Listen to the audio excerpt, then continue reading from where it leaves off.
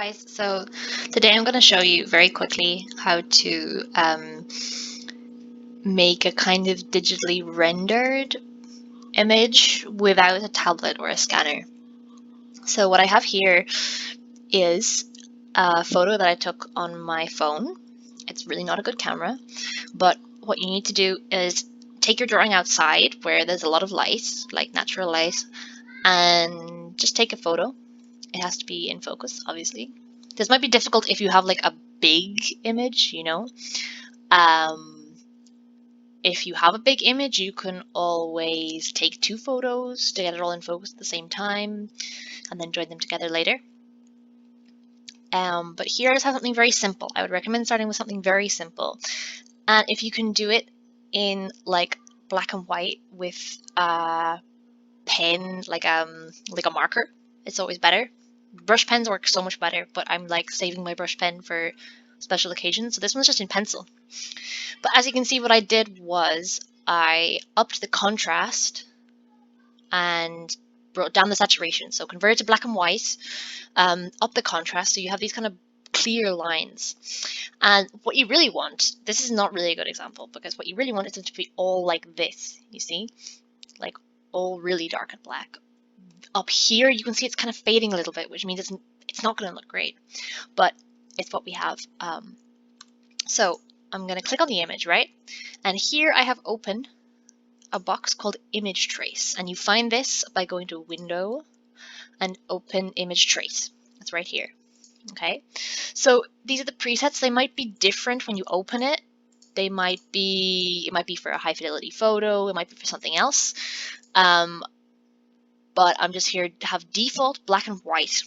And what I'm going to do here, because I want to be able to color behind it, if you want just black and white, you can just leave it like this. But because I want to be able to color behind afterwards, I'm going to click Ignore White, okay? So I'm going to trace. Okay.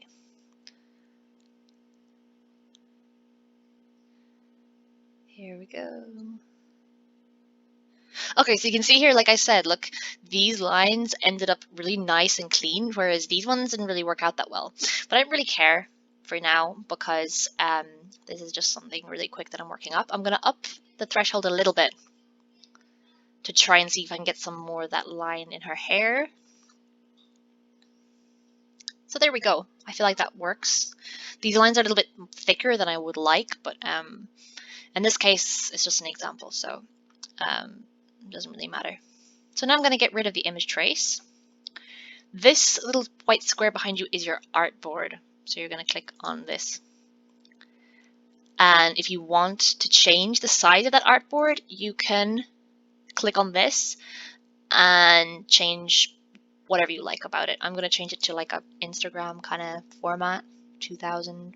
Instagram's like 1000 by 1000, but I just do it a little bit bigger. Because why the hell not?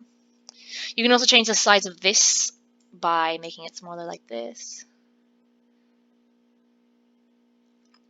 And just bear in mind right now, I'm looking at I am on the direct selection tool, which is V. I'm going to do that because I liked how it was before. Now what you're going to want to do, if you want to be able to kind of like clean up the image and erase some parts, you're going to have to hit this expand, okay? The object should be selected using the direct select tool. You can hit expand, and now you can erase whatever you like. So I'm going to like use the other one, the direct selection tool, to get rid of this, okay? Get rid of all that stuff going on up there.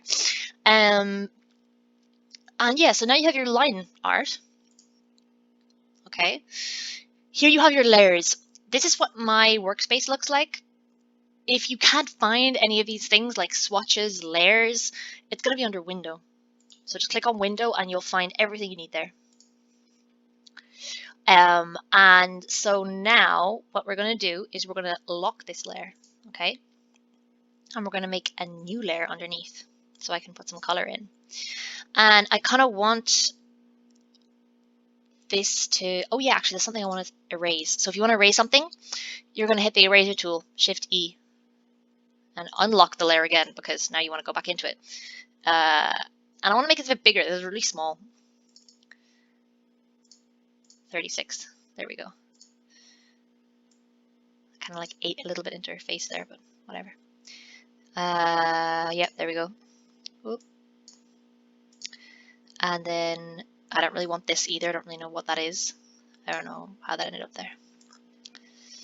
Okay, so now we're going to look at it again, move on to this layer 2, and choose a color. I'm kind of thinking I want this to be like a grayscale thing, or just for the moment make it a grayscale thing. So I'm going to click on this one here.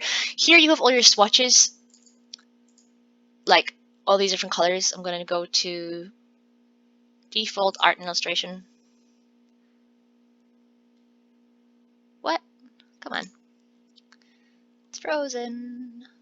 Yeah, I'm going to drag this here. Maybe I'm going to do red. Okay.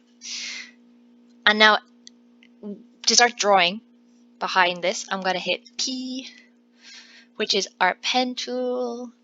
And this is a really real pain in the ass. Like, I would recommend getting a mouse to do this part, because otherwise you're going to end up with carpal tunnel syndrome or something.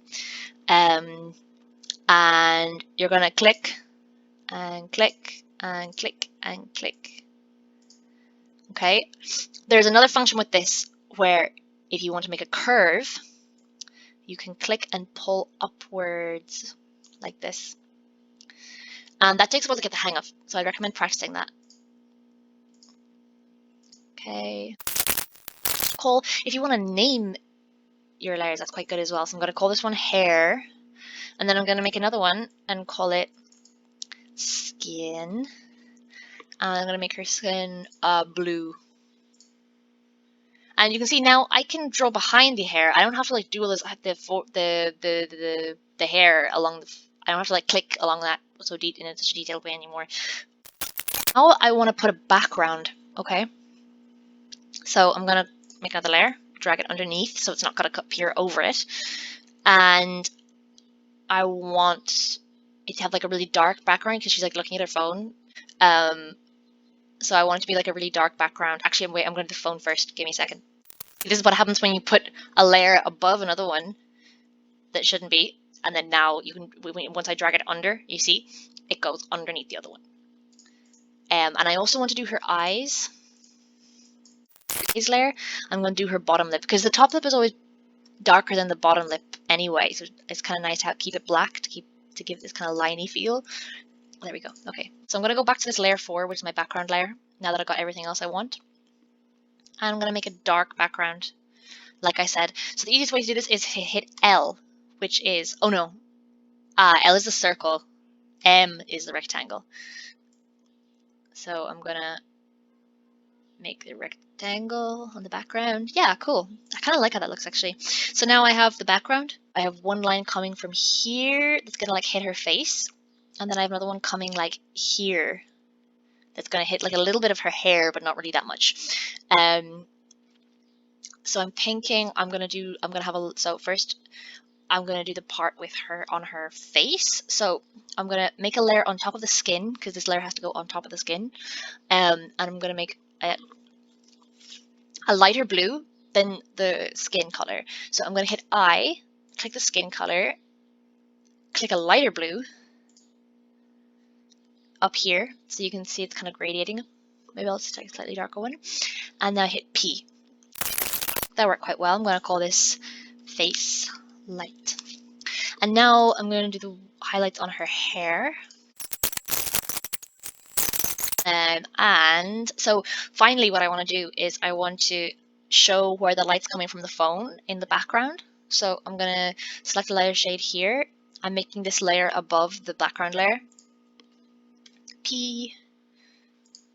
Do another color on top of the phone because I want to have the side of the phone in one color and then the back of the phone in another one.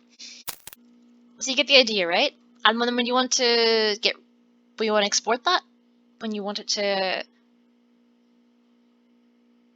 export it, you just go File, Export, Export as JPEG, and use artboards. Okay. Yeah, that's it. I hope you enjoyed. And yeah, just get creating, start creating. Don't worry about equipment.